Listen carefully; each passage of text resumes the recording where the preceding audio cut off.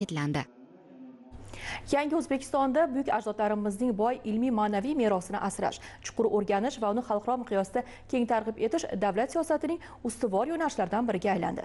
Prezidentimizning buyuk mutafakkir, hadis va tasavvuf ilmining yirik namoyandasi Hakim Termiziy tavalludining 1200 yilligini keng nishonlash to'g'risidagi qarori ana shu ezgu maqsadlarning mantiqiy davomi bo'ldi. Mavzu tafsilotlari navbatdagi lavhamizda. So'nggi yillarda mamlakatimizda diniy-ma'rifiy sohada amalga oshirilayotgan keng ko'lamli islohotlar doirasida buyuk ajdodlarimiz ilmiy ma'naviy merosini tiklash va targ'ib etish yangi bosqichga ko'tarildi.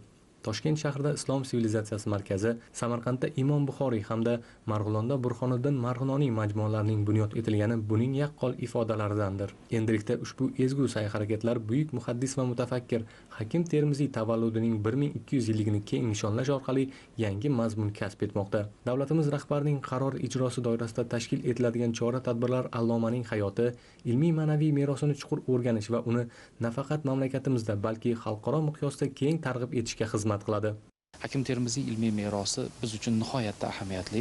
Alloma ilmiy merosida insonning kamoloti, axloqi, komil inson tarbiyasi mana shu masalalarga nihoyatda jiddiy e'tibor qiladi. Oldimizda turgan muhim vazifalardan bittasi aynan allomani mana shu inson tarbiyasi, komil inson axloqi va shu bilan bir qatorda sof islom e'tiqodini xalqimizga yetkazish borasidagi ilmiy merosiga doir asarlarni tarjima qilish. Hakim Termiziy ziyoratgohi xalqimizni eng ko'p boradigan muhim bir ziyoratgohlar sirasiga kiradi O'zbekistondagi.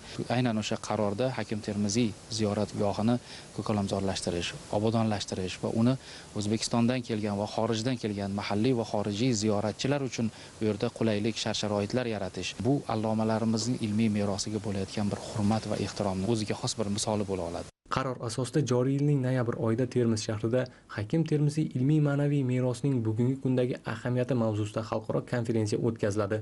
Shuningdek, allomaning Navodir ul Ulus, Bahri ut Tafsir hamda boshqa asarlari o'zbek va xorijiy tillarda ilmiy izohli akademik tarjimalarda nashr etiladi. Hakim Termiziy ilmiy merosiga bag'ishlangan risolalar turkumi chop etiladi.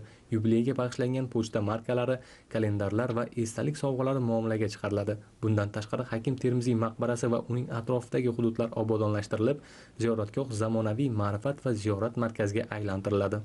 Termiziy shunoslik masalalari hurmatli prezidentimiz davrlarida yangi bir bosqichga ko'tarildi. Hakim Termiziyning ko'plab asarlari o'zbek kitobxoniga tarjima holida yetib keldi. Chet ellik olimlarning aytishlari bo'yicha Hakim Termiziy o'z davridan ilgarilab ketgan edi. Biz bir qancha o'sha arab diyorlarida bo'layotgan konferensiyalarda ishtirok etadigan bo'lsak, har qanday so'zga chiquvchi albatta Hakim Termiziyni eslab o'tmay iloji yo'q.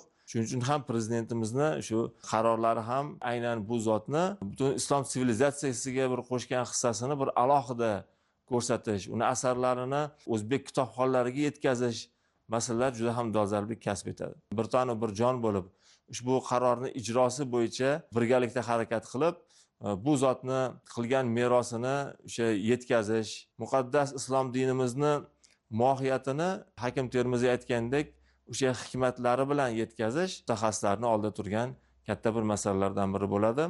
Hakim Termiziy qoldirgan boy ilmiy meros bugungi kunda ham o'z dolzarbligini yo'qotgani yo'q. Inson kamoloti, komil shaxs tarbiyasi, axloq, ma'rifat, bag'rikenglik va ezgulik g'oyalari mujassam bo'lgan alloma asarlari bugungi davrda ham yuksak ilmiy va ma'naviy ahamiyat kasb etib kelmoqda. Hakim Termiziy tavalludining 1200 yilligini keng nishonlash nafaqat buyuk ajdodimiz xotirasiga yuksak ehtirom namunasi, balki uning bebaho ilmiy merosini kelgusi avlodlarga yetkazish, O'zbekistonning islom sivilizatsiyasi rivojiga qo'shgan ulkan hissasini dunyo hamjamiyatiga keng namoyon etish yo'lidagi muhim qadamlardan bo'ladi.